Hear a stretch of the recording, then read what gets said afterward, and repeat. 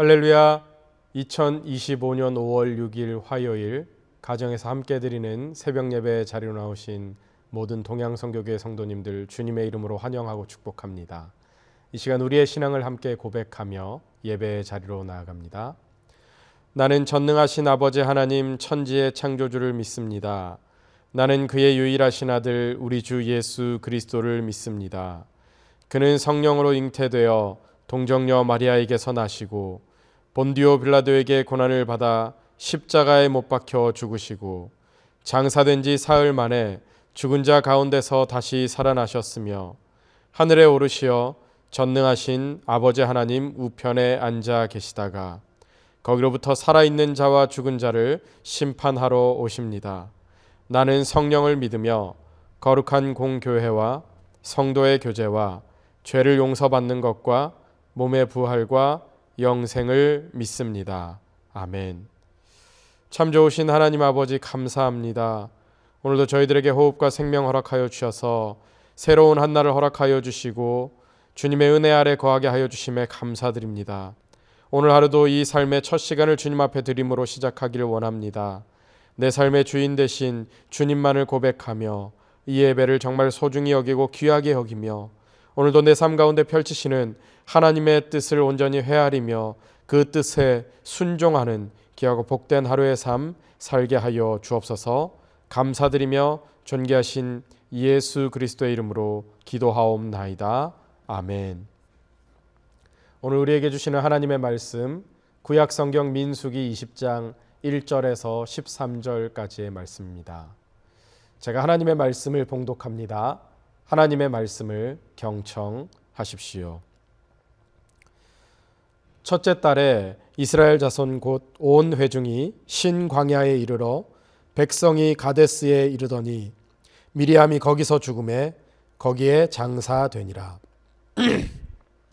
회중이 물이 없으므로 모세와 아론에게로 모여드니라.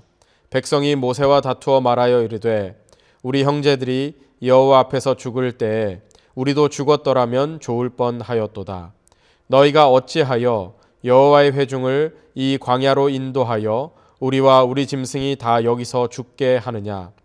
너희가 어찌하여 우리를 애굽에서 나오게 하여 이 나쁜 곳으로 인도하였느냐? 이곳에는 파종할 곳이 없고 무화과도 없고 포도도 없고 석류도 없고 마실 물도 없도다.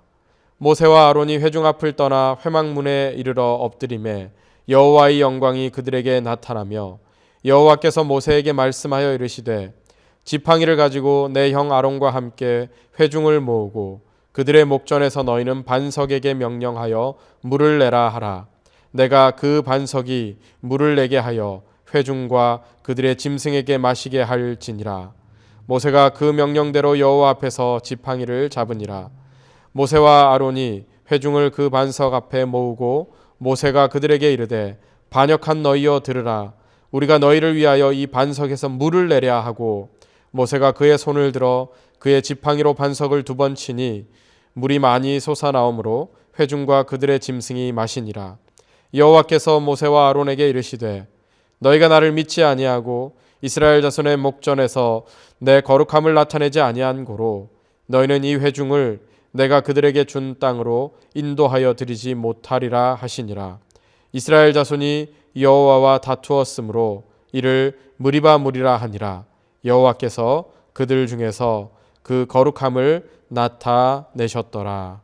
이것은 하나님의 말씀입니다. 아멘. 할렐루야. 오늘도 하루의 첫 시간을 올려드리는 저와 여러분들에게 하나님의 놀라운 은혜와 사랑이 함께 하시기를 예수님의 이름으로 축복합니다. 우리가 오늘 읽은 이 본문 민수기 20장은 모세의 비극을 우리에게 보여주고 있습니다. 한때 모세는 아주 온유한 사람이었습니다. 그 성품이 얼마나 온유한지 민수기 12장 3절에 보면 모세의 온유함이 지면의 모든 사람보다 더하더라라고 그렇게 표현을 하고 있죠. 그런데 그런 모세가 오늘 본문 속에서는 온유함을 잃어버리고 분노와 혈기를 터뜨리게 되는 듯합니다. 왜 이렇게 되었을까? 왜 모세가 이렇게 온유함을 잃어버렸을까? 한마디로 말하면 다시 도진 이스라엘 백성의 이 고질병 때문이지요. 이스라엘 백성들은 때가 되면 잠잠하다가도 원망과 이 불평이라는 고질병이 도지기 시작했습니다. 벌써 이 새벽에 우리가 몇 번의 반역 사건들을 살펴보지 않았습니까? 해도 정말 너무하죠. 징한 백성들입니다. 그러면 오늘은 또 어떤 문제일까요? 2절과 3절 말씀을 보니 물이 없어서 모세와 아론에게 또 달려드는 겁니다. 이 광야 40년을 하나님의 은혜 가운데 살아왔는데 지금 물이 좀 없다고, 목이 마르다고 죽일 듯이 모세와 아론에게 달려들어서 불평하기 시작합니다. 아예 우리 형제들이 광야에서 죽을 때 우리도 죽었더라면 좋았을 텐데라고 이렇게 절망적인 이야기까지 하고 있는 것이지요. 사실 오늘 이 원망과 불평의 모습은 38년 전에 똑같이 있었던 일이죠. 바로 이 가데스 바네아에서 민수기 13장과 14장에 의하면 이스라엘 백성이 출애굽한 지 2년 만에 바로 이곳에 도착을 했고요. 12명의 정탐꾼을 가나안 땅에 파송했는데 12명이 돌아와서 보고를 했습니다. 우리가 잘 아는 것처럼 10명은 아주 부정적인 보고를 했습니다. 그 땅을 악평하면서 말했습니다. 이 말에 온 백성들은 통곡하면서 돌아가자고, 그리고 후회하면서 모세와 아론을 원망하기 시작했고 심지어 돌을 들어서 치려고까지 했지요. 결국 하나님은 그들에게 너희의 원망이 내 귀에 들린 대로 내가 너희에게 갚아줄 것이다 라고 그렇게 말씀을 하셨습니다. 38년 동안 그들은 그렇게 광야를 뺑뺑이 돌게 됩니다. 20대 이상의 성인들은 다 광야에서 하나님의 명령대로 죽었고 20대 이하의 젊은이들이 성장해서 이제 38년 만에 다시 이 가데스 바네아에 왔는데 그들 또한 똑같이 1세대의 전철, 이 부모 세대의 전체를 그대로 밟고 있다라는 겁니다. 물이 없다고 또 불평하면서 원망하기 시작한 것입니다. 이걸 보면 참 이 타락한 인간의 모습은 꼭 배우라는 것은 안 배우고 배워서 안 될 것은 너무나도 잘 배우게 된다라는 거예요. 생각해 보면 아이들에게 누가 욕을 가르쳐줘서 배웁니까? 여기 계신 그 어떤 부모들도 아이들에게 자 오늘은 이런 욕을 한번 배워보자 하면서 욕을 가르치지는 않습니다. 그런데도 자기가 알아서 배우게 되거든요. 이게 문제예요. 이스라엘 백성들도 부모 세대의 그 잘못을 그대로 되풀이하고 있다라는 겁니다. 자, 그런데 이렇게 징하고 징한 모습이 우리의 모습이지요. 가르쳐주지 않아도 나쁜 것은 너무나도 잘 배웁니다.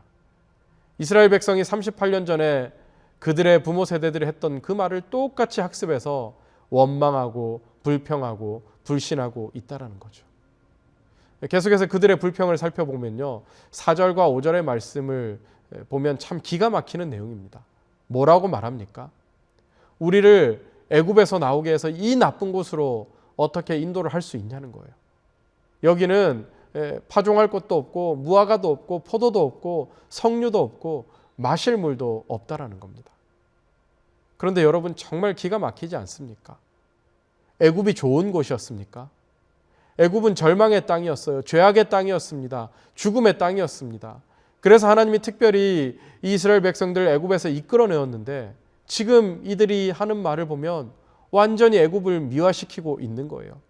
지금 이곳을 나쁜 곳이다라고 표현하는 거죠. 그리고 있는 게 하나도 없다라고 불평을 합니다. 말만 하면 다 없는 거죠. 여기가 광야인데 어떻게 그렇게 없는 것만 찾아서 이야기를 합니까? 그런데 정말 없는 것입니까? 있는 것은 왜 말하지 않죠?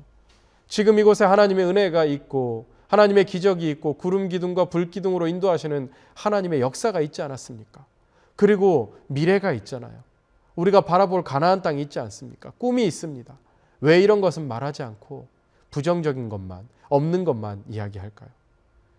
부정적인 사람들일수록 이렇게 없는 것만 이야기하기 때문입니다. 이것은 우리 모두가 다 품고 있는 한계 같아요. 밥상을 잘 차려놓으면 생선도 있고 된장찌개도 있고 밥도 있고 국도 있고 그러면 참 훌륭하죠. 김치도 있고. 그런데 꼭 그럴 때 없는 것만 찾는 사람들이 있습니다.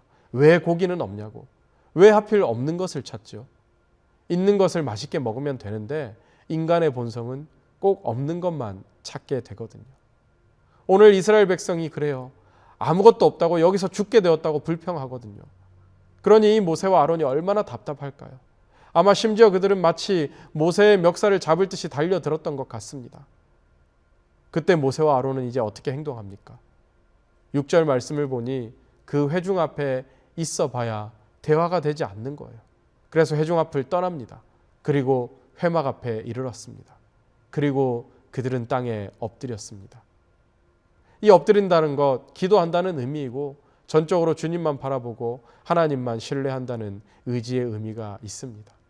제가 지난주에도 말씀드렸듯 도대체 몇 번을 엎드리는지 모르겠습니다. 그렇게 그들은 회막에 나와서 하나님만 의지하는 거죠. 자, 그럴 때 결국 하나님께서 그 문제를 해결해 주시지 않습니까? 우리 하나님은 문제를 해결하시는 분인 줄 저와 여러분들이 꼭 믿으시기 바랍니다. 우리는 하나님의 능력을 제한하면 안 돼요. 하나님도 이것은 어쩔 수 없을 거야. 그런 말 하면 안 되는 겁니다. 그게 불신이고 불신앙인 거죠. 하나님은 뭐든 하시고자 하시면 다 하실 수 있어요. 우리 인간이 믿음이 없기 때문에 그분 앞에 나와 기도하지 못하기 때문에 그런 것이지 하나님이 못하실 일이 어디 있겠습니까? 오늘 우리들의 모든 인생의 문제를 해결하실 분은 바로 여호와 하나님이심을 믿고 고백하는 하루가 되기를 바랍니다. 자, 이제 하나님께서 말씀하시죠. 지팡이를 들고 반석에게 명령해서 물을 내라는 거예요. 그래서 모세는 하나님께서 말씀하신 대로 행하는데 이 일이 있은 후에 모세에게 비극적인 일이 일어납니다. 어떤 비극적인 일입니까? 하나님께서 모세에게는 가나안 땅에 들어갈 수 없다고 선고를 내려버리시는 겁니다. 저에게 만약 성경에서 가장 안타까운 부분을 꼽아보라고 한다면 저는 이 장면을 꼽을 수 있을 것 같습니다. 이 사건으로 인해 하나님께서는 모세에게 너가 나의 거룩함을 나타내지 않았기 때문에 너는 가나안 땅에 못 들어간다 하시면서 모세는 가나안 땅에 들어가지 못하는 결과를 가져오게 되는데요. 그렇다면 여기서 모세는 도대체 어떤 큰 잘못을 했길래 그동안 그렇게 말 안 듣고 사실 심판받아서 너무나도 마땅한 이 이스라엘 백성들을 이끌어 오느라고 이렇게 수고한 모세에게 하나님은 이렇게 단 한순간에 매정하실 수 있냐라는 생각이 드는 겁니다. 그러면 도대체 하나님께서 이렇게 매몰차게 매정하게 하실 만큼 모세는 무슨 잘못을 했나 생각해 보면 사실 이 내용이 그렇게 쉽게 이해되고 받아들여지는 내용은 아닙니다. 통상적으로 우리가 이 본문을 대할 때 우리가 많이 들었던 내용이 하나님께서는 모세에게 반석에게 명령해서 물을 내라고 하셨는데 모세는 지팡이로 반석을 2번 때리지 않았습니까? 2번 친 거예요. 그래서 이게 문제라는 거예요. 하나님은 명하라고 하셨는데 모세는 쳤기 때문에 여기에는 모세의 혈기가 분노가 있었다. 모세가 혈기와 분노를 터뜨렸다. 이런 이야기들을 하는데요. 개인적으로 모세의 입장에서 생각해 보면 저는 참 억울할 수 있겠다라는 생각이 듭니다. 지금까지 얼마나 노력하고 참고 정말 온유한 그 성품이 이 땅에 어떤 사람들도 따라갈 사람이 없다고 성경도 그렇게 말씀하고 있잖아요. 근데 모세도 사람이기 때문에 한번 실수할 수도 있는 거잖아요. 화를 낼 수도 있고 더욱이 이런 상황이라면 우리가 이 민수기를 통해서 이스라엘 백성들의 이런 망령된 행동과 언행을 우리가 도대체 몇 번이나 보지 않았습니까? 그런 부분에서 모세가 저는 너무나도 이해가 되거든요. 그러나 분명한 것은 하나님이 명령하신 부분과 다르게 행동을 했다라는 것에 대해서는 분명한 일이기 때문에 이러한 지적이 이해가 가기도 합니다. 그런데 여기서 제 개인적으로 또 궁금한 것은 그렇다면 하나님이 굳이 왜 지팡이를 쥐라고 명령하신 걸까라는 생각이 듭니다. 사실 지팡이는 별 의미가 없거든요. 하나님의 능력이라면 하나님 정도라면 굳이 지팡이 없이도 말로만 명령을 해서 반석에게 물을 내라고 명령을 해도 충분히 그 기적이 일어날 텐데 왜 지팡이를 쥐라고 하셨을까? 이것을 제가 모세의 입장에 생각해 본다면 하나님이 이렇게 말씀을 하시면 지팡이를 들고 명령하라고 한다면 이번에도 뭔가 지팡이로 뭔가를 하겠구나라는 생각이 모세에게 들었을 수도 있다고 생각이 됩니다. 더군다나 모세에게는 더욱 그렇게 확신할 수밖에 없는 것이 그동안 지팡이로 하나님이 보여주신 기적이 얼마나 많이 있습니까? 모세가 출애굽 당시에 이 바로왕 앞에서도 지팡이를 던져서 뱀이 되게 했죠. 또 지팡이로 나일강 물을 쳐서 피가 되기도 했고, 또 출애굽기 17장에도 이 동일한 또 무리바에서의 반석을 또 지팡이로 쳐서 그때는 또 지팡이로 치게 하셨죠. 쳐서 물을 낸 사건이 있으니 모세 입장에서는 더욱 그랬을 겁니다. 아마도 문제가 있다면 하나님이 이 사건을 가지고 모세 너가 나의 거룩함을 백성들 앞에 나타내지 않았다라고 평가하실 때 모세가 지팡이로 쳐서 했던 아니면 명했던 그 일보다도 제 눈에 먼저 더 들어왔던 부분은 바로 그 명령을 모세가 행하기 이전에 모세가 했던 말이 눈에 들어왔습니다. 모세가 백성들을 향해서 뭐라고 말하고 있습니까? 사실 하나님은 그렇게 명령하신 대로 그냥 명령만 행하면 되는데 그 명령을 행하기 전에 백성들에게 쉽게 말해서 야 너네 정말 말 안 듣는다. 너네 때문에 우리가 이 반석에서 이렇게 또 물을 끌어내야 되겠느냐. 사실 이런 불필요한 말을 오늘 본문 10절에서 하는 것이죠. 우리가 이 반석에서 이 물을 너네 때문에 끌어내야 되겠느냐. 근데 이것이 사실 시편 106편에도 보면 이스라엘 백성들이 반역할 때 그 일들에 대해서 그 사건을 기록하면서 모세가 이 일에 대해서 그 입술로 망령되이 말했다라고 기록한 부분이 있는데요. 오늘 이 새벽에 이것을 다 다룰 수는 없고 저는 이런 의문들에 대해서 성경 안에서 이 부분들을 끌어와서 풀어내주고 있는 장면이 아닌가라는 생각은 합니다. 사실 이 부분에서 모세가 무엇을 잘못했는지에 대해서 다양한 해석이 있고 솔직히 저도 잘은 모르겠어요. 모세가 가나안 땅에서 못 들어갈 정도로 그렇게 이게 잘못한 것인가. 지금까지 모세가 한 공로를 생각하면 하나님 정말 너무 가혹하신 것 아닌가라는 생각이 들고 또 하나님의 생각과 계획이 완전히 이해되지도 않습니다만은 한 가지 확실한 것은 이렇게 하나님의 말씀대로 순종하는 것이 정말 너무나도 어려운 일이다. 쉬운 일이 절대로 아니다. 그리고 이렇게 하나님 말씀대로 순종하는 것이 그냥 한 번으로 끝나는 것도 아니다라는 생각. 그리고 정말 이 순종이라는 것은 우리가 하나님 앞에 서는 그날까지 정말 고군분투해야 하는 우리의 삶의 핵심이구나라는 생각을 해보게 되었습니다. 그래서 저는 모세가 이 혈기 한 번으로 이렇게 판결을 받았다라기보다 저는 이 부분을 보면서 오히려 다른 관점으로 우리가 한 번 하나님의 말씀에 순종했다고 해서 현재 나의 이 불순종함이 희석되지 않는다라는 것. 과거 어느 한때 하나님의 말씀대로 살았다고 해서 현재 나의 교만이 사라지는 것이 아니다라는 것을 깨닫게 됐습니다. 그래서 매일 매순간 하나님의 말씀을 우리의 마음판에 새겨야 하는 것이고 그 마음을 다하고 성품을 다하고 뜻을 다해서 하나님을 경외하면서 그 말씀에 순종하는 것이 하나님께서 우리에게 원하시는 삶이구나. 때로는 그 말씀이 전혀 이해 안 될 때가 있어요. 제가 개인적으로 이 말씀을 대할 때처럼 도대체 이거는 조금 하나님 너무하신 것 아닌가, 좀 이해가 안 된다라는 생각을 할 때가 있습니다. 그러나 우리는 그런 때에도 우리의 생각대로 하나님을 이해하면 안 된다라는 거예요. 그저 하나님의 도구된 이 모세가 하나님이 시키는 대로 순종하면 되었던 건데 마치 이걸 내 생각대로 하나님을 조종하려고 하는 듯한 그런 모습이 우리에게 없겠습니까? 여기에 내 생각대로 안 하면 불만이 생기고 불평이 생기고 이게 문제죠. 그건 신앙이 아니죠. 불순종이고 교만이고 월권이고 거역이 되는 겁니다. 어떻게 보면 모세와 아론보다는 이스라엘 백성들 때문에 이렇게 된 것 같고 모든 책임이 그들에게 있는 것 같지만 하나님의 생각은 그것이 아니었습니다.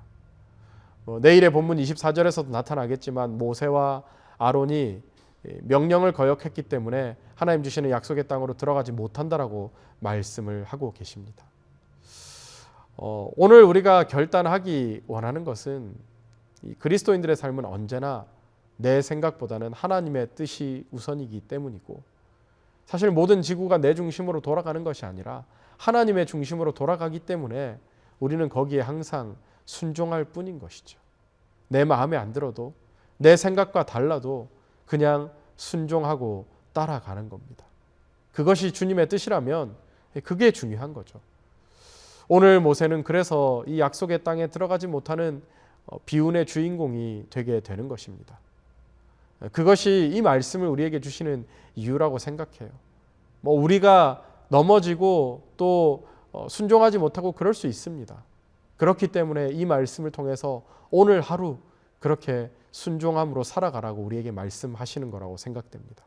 오늘 이 하나님의 음성을 듣고 순종함으로 나아가 주님의 뜻을 이루어 나가는 저와 여러분들의 귀하고 복된 하루의 삶 될 수 있기를 예수님의 이름으로 축복합니다. 함께 기도하겠습니다. 하나님, 오늘 말씀 앞에 다시 한번 무릎 꿇고 결단합니다. 오늘 하루 나의 삶 가운데서 하나님이 말씀하시는 것이 이해가 안 되고 너무하다는 생각이 들 때에도 그것이 주님의 뜻이라면 그 음성에 순종하며 주님의 뜻을 이루어 나가는 하루의 삶 살게 하여 주옵소서. 우리가 앞으로 늘 순종하겠습니다라고 결단해도 또 넘어지고 실패하는 우리들입니다. 그런 우리들을 끝까지 품으시는 주님의 사랑과 인내 앞에 오늘 하루만이라도 그렇게 말씀대로 순종하는 삶 결단하며 그렇게 하루의 삶을 주님 앞에 서는 그날까지 지켜내는 우리의 삶 되게 하여 주옵소서. 감사드리며 존귀하신 예수 그리스도의 이름으로 간절히 기도하옵나이다.